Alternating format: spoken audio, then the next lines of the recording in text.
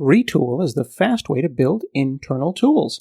As a team of developers, we realize that all internal tools are made of the same building blocks: tables, drop-downs, buttons, text inputs. Rather than building a tool from scratch and wasting hours searching for that perfect React component or wrangling data sources and APIs, Retool gives you a point, click, and drag and drop interface that makes it super simple to build internal UIs in hours, not days, all with the ability to dive in and customize every aspect with code.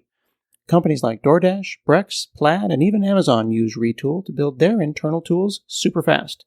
Give Retool a try now at retool.com. That's retool.com.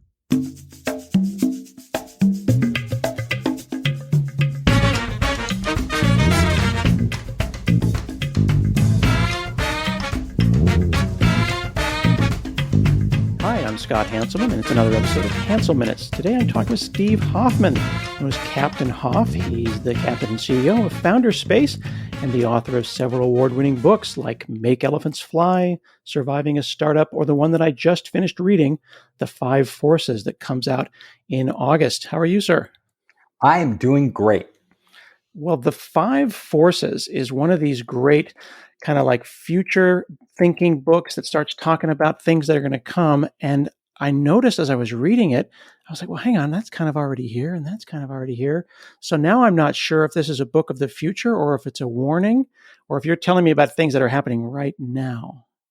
So what I wanted to do with the 5 forces was actually bridge the gap between where we are right now and what will be happening in the future. So I wanted to ground it in reality, because anybody can say anything about the future that they imagine. But what I wanted to do was extrapolate from real scientific experiments going on right now inside laboratories and universities and institutions, but also the hacker community, the biohacker community out there actually running experiments right now, and show how those experiments work today and what their potential could be 10, 20, 30 years from now. Mm-hmm. One of the things that I appreciate about your book, when compared to similar books in the space that make declarative statements, is that you have a lot of the book dedicated to an appendix and actual footnotes. And, even Force 5 had something like 80 footnotes and other things for me to go and learn about. So you're not just declaring that a thing is so. You did a huge amount of research. There's a massive amount of things going on in just the end matter of the book. Was that intentional or is that just your style? It was intentional. So my other books, like Surviving a Startup, is all about how to do a startup. I wrote most of that from my personal experience because I have lived it. This book was written out of my personal passion, but I haven't researched all these subjects, ranging from nanotechnology to AI to brain-computer interfaces. They're all very deep. I was, though, fascinated by these, and I'm just drawn to it. So researching it for me was fun, like going as deep as possible and getting as many sources as possible, compiling those, and then synthesizing it in a way that anybody can understand. I didn't want to write a book that you have to be a scientist to grok. I wanted to write a book that a person could pick up and go, wow, they're implanting these brain chips in monkeys right now, and they're able to do this. They're able to make the monkeys are able to control wheelchairs and drive themselves around just by thinking. A lot of people, a lot of geeks might know that, but a lot of other people have no clue. And I wanted to clue them in what's happening and say, look, if they're doing this in monkeys now, and by the way, they're also doing it in humans, what do you think comes next? That's exciting. So you outline what you propose are the 5 forces that are kind of shaping the now and shaping the future. You call them brain, force 1, cyborg, quantum, which I know we've heard a lot about. And then these 2 that I want to get to a little later, automation and singularity, 2 forces that you split out and made individual. But I feel like maybe they're one. So I want to hear about that. But let's get into the brain. You're proposing that there's a human-computer interface that we have not yet exploited. It's beyond mice. It's beyond keyboards as another way to talk to computers. In the book, I am painting a picture right now of how human beings will be connected to the internet in the future. We all know today, right now, that in a very short amount of time, all of us have become hooked on the internet. All of us carry a computer in our pocket. And if it doesn't work, if we lose connectivity, we go a little crazy. And historically speaking, it's been just a blip of time that has totally changed the way we live and connect with each other. Well, another change is coming that is going to be even bigger than mobile, bigger than the internet. And that is when we physically connect our brains, which is us, directly to the internet. And we don't need to walk around with cell phones in our pocket. We don't need to have a laptop. And literally, just by thinking, we can start to do much of what we do today through our other devices. Now that is coming, because if you look out there at the universities, at companies, they are developing this technology right now. Now, most people, they don't really hear about it, but Facebook is putting a lot of money into this. They want basically to leapfrog Google and Microsoft and Apple and become the de facto operating system for the internet of the future. And if you think about that, we use Android because, Google was the first to develop this platform for all phones. Apple, of course, was ahead of them for the iPhone. And we use Windows because Microsoft, they won the war in developing Windows and our operating system for computers. But what happens when we have brain-computer interfaces that actually allow us to interpret our thoughts in our brain and then wirelessly communicate those into the cloud? That is what I start to explore. What's so interesting about that, and with anything that involves the human body, is that we're just these big, fleshy meat bags under pressure. And you call out EEG, right?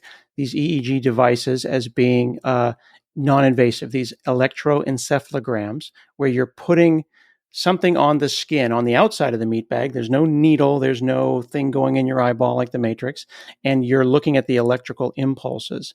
But that's not thoughts, that's just electricity. Right. So how do you get from just voltages, essentially measuring voltages between different points in your skull with different connectors, different electrodes attached to your skull, to actually interpreting what the brain is doing beneath that skull? So there are many different technologies out there. EEG is just one of them. And actually, it's quite a crude technology that has been around a long time, close to a century. It's not a new technology. It's old. And this technology gives you a kind of fuzzy picture of what's happening in the brain. It does a relatively good job of measuring things like whether you're concentrating or not concentrating. But you start to go, what you're actually thinking, what you're intending to do, things like this are still beyond EEG. However, Elon Musk has made a big point about wanting to put chips into people's brains. He says the chips are very small, but he wants to literally drill a hole in our skull and have us insert chips. I tell you, most people would be reluctant to do this, including myself. And I'm somebody who loves new technology because, first of all, we don't want to have anybody drill a hole in our skull, no matter how small. Secondly, it's scary to put a chip in our brain that is sort of out of our control. I mean, who controls this? Who controls the access? We'd much rather something that's easy to get rid of if we don't like the experience or change our mind. There are other companies out there. For example, just today, Colonel announced that it is releasing these new brain helmets that are literally helmets that can, again, outperform EEG because they use laser technology. Now, they aren't small, they aren't compact. Like EEG can be very compact. I've been consulting for major corporations out there. They will remain nameless, but they are actually building prototypes right now of EEG devices that could literally fit on your glasses and like start to measure your brain waves and determine things about your thinking. However, what Colonel does is it's a full helmet, and it supposedly is much more accurate. And they have actually two different types of helmets, and they are literally sending those helmets out right now for testing. So this technology is coming fast and furious. And the real question is not if it'll come, it's when it will come. And my prediction, give us a decade and this will be mass marketed. Like these products will be out there. Will they be as good as your mobile phone? Will they be able to compete with it? Well, that remains to be seen, but eventually they will supersede it. And we really have to think carefully as a society and as individuals what this means for us. Is this really going to benefit us, or is it going to benefit other people? For example, big corporations that want to read your thoughts, that want more data on you, and potentially to have more influence over your actions. Or governments that may want to control you, may not want you to do certain things. Who controls this power? Where does it lie? These are the questions I am really concerned about. Yeah, they're really interesting. Confirmation bias is a thing. I know we've all had the experience where we were chatting about something with our partner and then we got an ad for it. And was someone listening? Did they know? Like, I never Googled for that. And there's no way that they could have known, but somehow they knew. The last thing we want to know is, I'm thinking about toilet paper. And then an Amazon drone drops a toilet paper on the front of the porch. So in the book, I write about brain-computer interfaces, but they're not alone. It's a whole ecosystem. So AI plays a big role in this. And AI is already, I tell you, Amazon, I write about this in the book, their goal is that you never have to order another product again. Because every time you order a product, you're making a decision to buy it from Amazon or not to buy it from Amazon. But if they could just deliver that toilet paper to your front doorstep before you even think about it, before you even know you need it, Amazon is one. And they're trying to do that with AI and big data. But having a brain-computer interface will give them so much more data. Think about it, right? Because again, you might glance at the toilet paper, see it's running low, doesn't really register. Whoop, Amazon gets an alert, and that drone is on its way to your doorstep with that toilet paper. The question we have to ask with these devices is, and with AI in general, even without brain-computer interfaces, is they're going to become so powerful that they will be able to anticipate our needs better than we can, because they'll be monitoring everything we do. And that's great, right? We never have to order a product again. We never have, everything just magically appears. I'm thirsty. There's a drink, whatever it is. It's just happening. I need a place to eat. Oh, you should just go to this one on the corner. We know that's the type of food you love. To much bigger decisions, like imagine they're gathering all the data about the job market. They're gathering all the data about different companies and their hiring and who they need. And they know everything about you in the workplace because of they're gathering data on you through the web, through the internet, potentially through your brain. Now this AI could literally play matchmaker and say, look, I know you're not thinking of a new job, but a position just opened up at this other company. I think you would be perfect for it, and I'm pretty sure you'd get hired. Do you want me to set up an interview?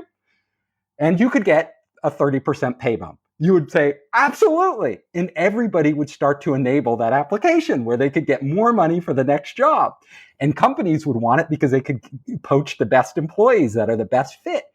And this decision-making, going from us making our own decisions based on our own experience to the decisions essentially being made by default for us by computers with access to massive amounts of information, including our bodily information that used to be private. It could be wonderful, but think about it. We may start to rely on these computers so much because they're so good, right? They got me that 30% pay bump in the perfect dream job. I want to date somebody. I don't want to go through like 100 bad dates, on Tinder or whatever it is that who likes to do that. They could find me the perfect match. And they could find one that, we want the same things, maybe get married, have 2 kids, blah, blah, blah. And they would do the AI and all these devices out there, these IoT devices gathering data would do such a good job at that we wouldn't, again, go on dates with people we might not like. Is that a good thing, right? Because by definition, these major life decisions, job, marriage, you name it, when I should have a child, what we should, how we should feed the child, everything will eventually be delegated to our machines. You And see, what but will this is when we get into the Black Mirror type of a scenario. I like to think about it in terms of the uncanny valley, right? When you're trying to make a three-dimensional character that looks like a cartoon, it looks like Pixar, it looks amazing. That's a horrible, creepy, undead zombie. And then, wow, that's a really amazing character that looked like Spider-Man. I didn't know that was CGI. We're in the uncanny valley of AI here, where it's like, oh, that doesn't feel good, but it it do, could. it doesn't feel good. So I tend to be both an optimist. Half of me is super optimistic. Like I have a Mm-hmm. great life. I'm so blessed to be working in technology and stuff I love, and I love technology. I love gadgets. But then another side of me looks, you know, how is this going to affect society? And the question is not for me to answer, but for everybody to answer Right, and but you're ask posing the themselves. question. You're posing the Yeah, question here and in the book that, like, is this healthy? I just saw an article in the New York Times today that myopia, being nearsighted, is up 30% just in the last year because our eyes are so close to the screen. That seems obvious. It seems intuitive. It makes a lot of sense.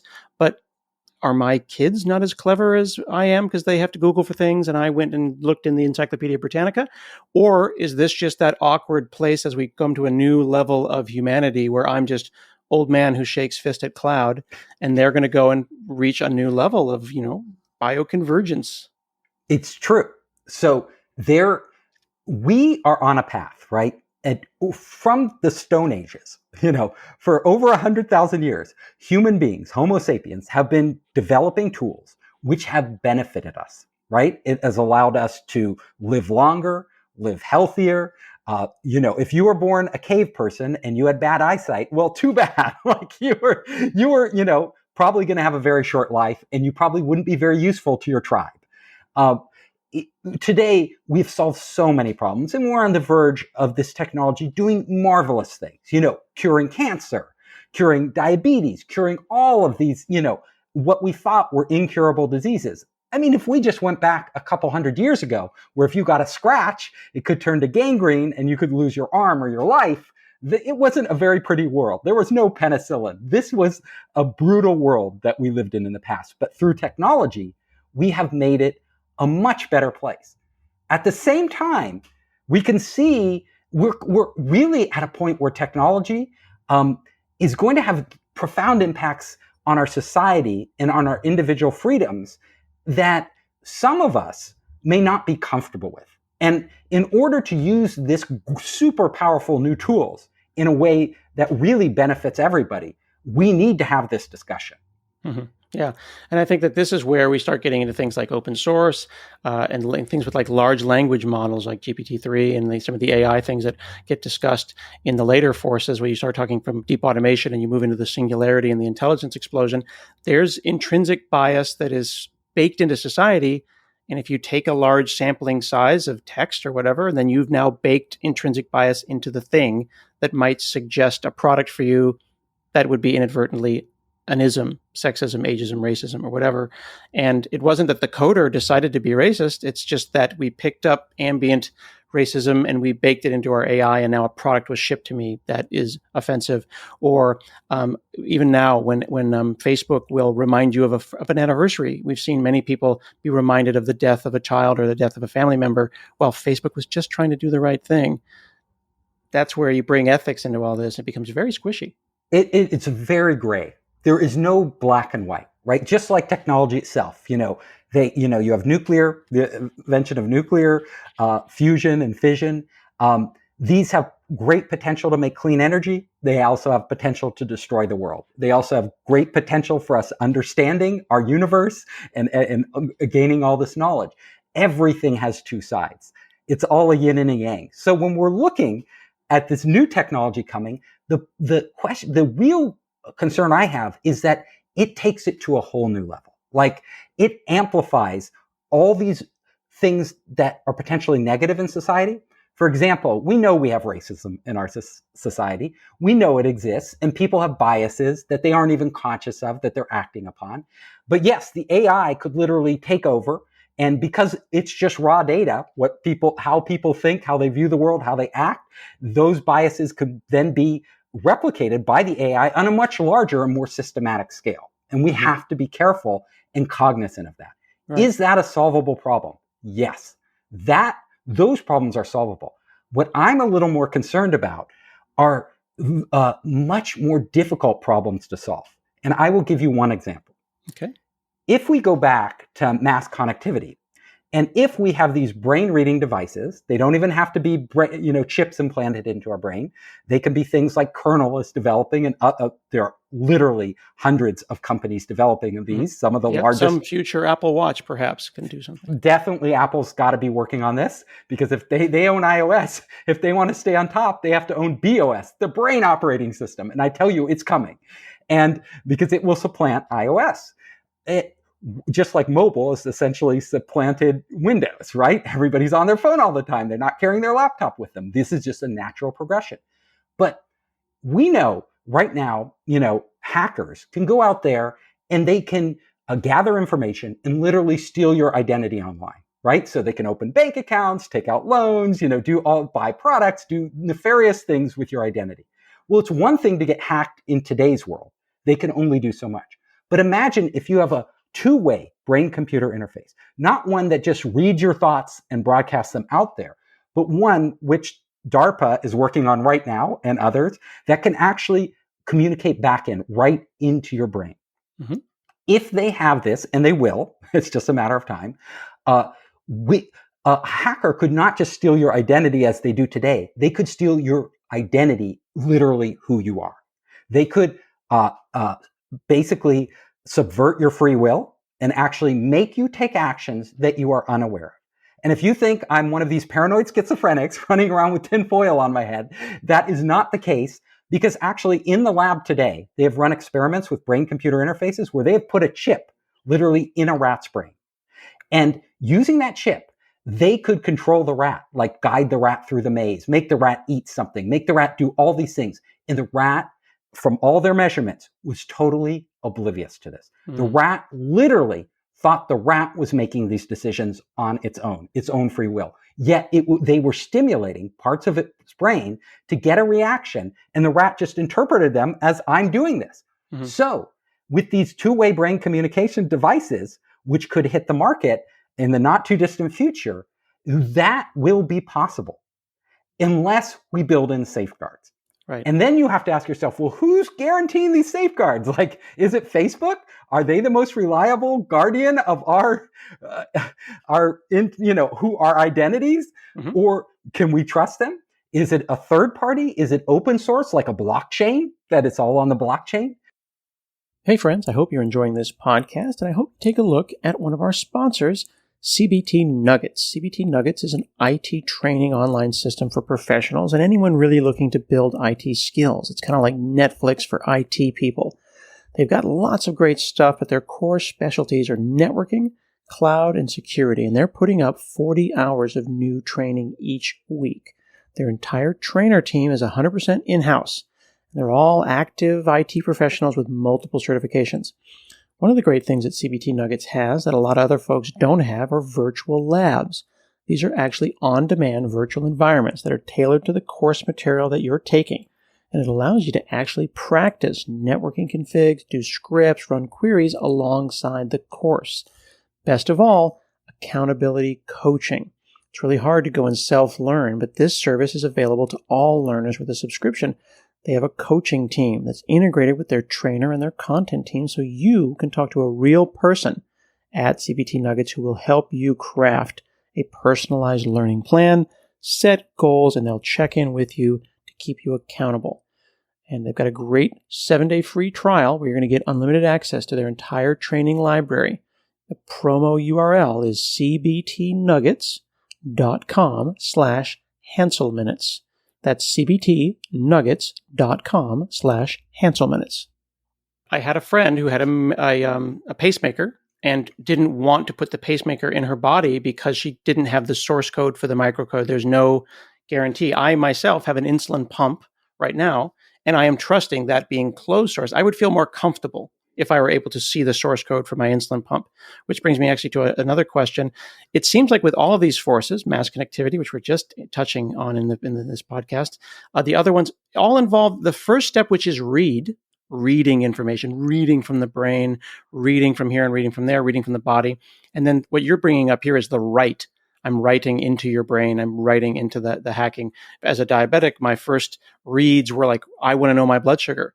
And just recently, we've been able to hack these pumps to write to the body by delivering insulin. And it's the write where things get really dangerous and the ethical questions start happening, isn't it? Yes. And with your body, it's one thing, right? So with that pump, well, it could cause you serious long-term health effects if it goes wrong. Mm-hmm. But the benefits are also substantial to being able Yep. to write into your body.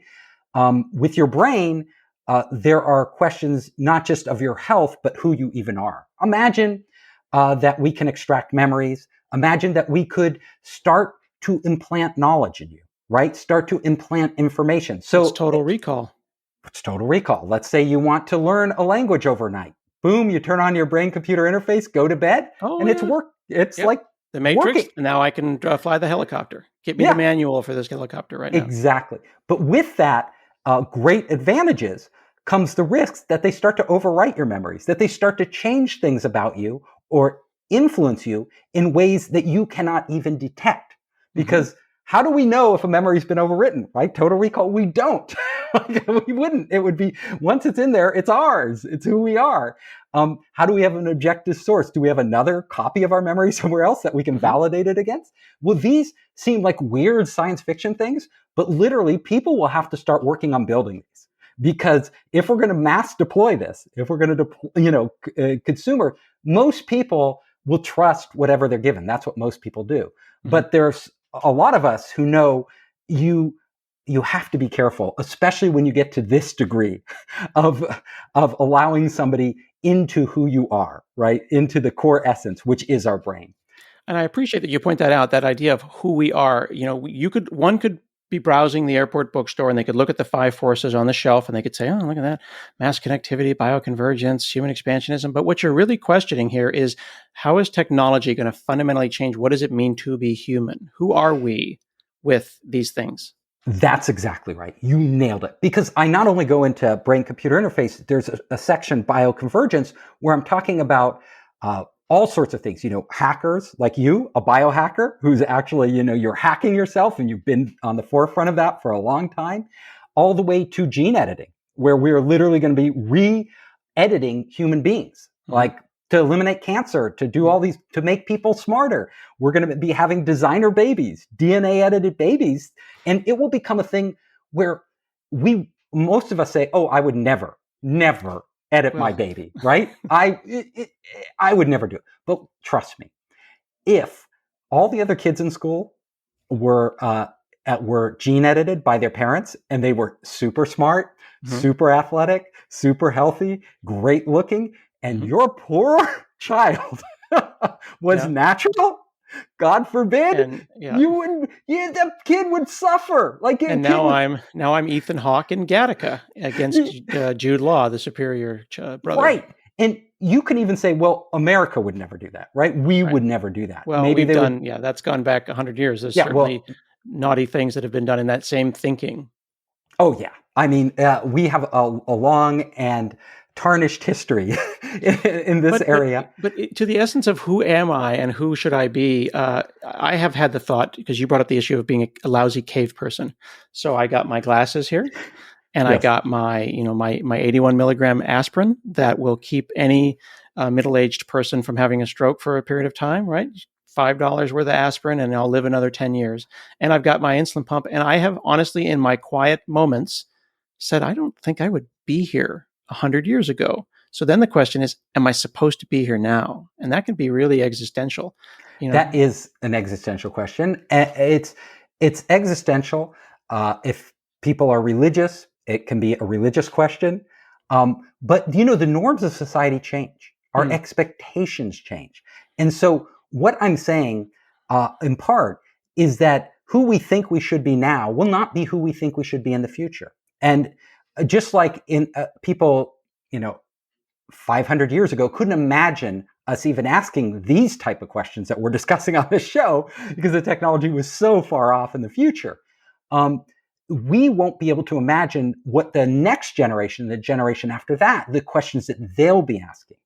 And I will tell you for certain right now that most of us as human beings, who are we, right? What are we? The only answer you could ever give is that you are constantly changing. Like, you aren't who you were as a child. Definitely, right? You are different than you were as a child. You can't even go back and really reimagine what it was like to be you, because it was so different. Right. You can only see it through the eyes of my own children, which is a totally different experience. Which is totally different. You imagine, right? But you're actually recreating what it was, and it's recreated out of the present. And in the future, as this technology comes, all of society will change. And so the idea of gene editing your baby, to get back to that, may seem bizarre to people now, and they may say no. But in the future, it may just be like, you don't even think about it. You're like, of course, everybody gene edits. Like, no way. And if the US as a government, outlawed it, but then China or South Africa or, Russia started to make their populations incredibly smart, mini Einsteins out there, the US would have to do it. So a lot of these things are going to happen whether we like it or not, because everybody, those who use the superior technology will be in an advantageous position over everybody else. So if one society adopts brain-computer interfaces and it dramatically increases their productivity and allows them capabilities that no other society has, well, other societies will feel like that if they don't adopt it, they will be left behind. They may even not exist in the future. Well, so one of the things I want to say to our listeners as we get towards the end of our half an hour here is that I had a master plan to go through all 5 forces with Captain Hoff here. And in this 300-page book, we have barely touched on the first 24 pages, and we filled this half an hour like that. So if you want a book that will get you chatting with your kids, with your family, with your friends, this is a real, not only a page turner, but just read a chapter, read a section, and then stop and call someone you care about and have a conversation like the one that Stephen and I just had, because there's a lot to digest here. And we barely made it through Force 1, sir. Yes, I wish we had more time, because your questions are fantastic. And I think people need to think about this. We are the generation now where this transition is going to happen to. And if we don't take forward-looking steps right now and prepare for it, I don't think we'll be that happy with the results. Fantastic. Thank you so much, Captain Hoff. We've been chatting with Steve Hoffman, the author of The 5 Forces. It's coming out in August, and you can get it at bookstores everywhere. Definitely a page turner. I enjoyed all of it, and we will see you again next week.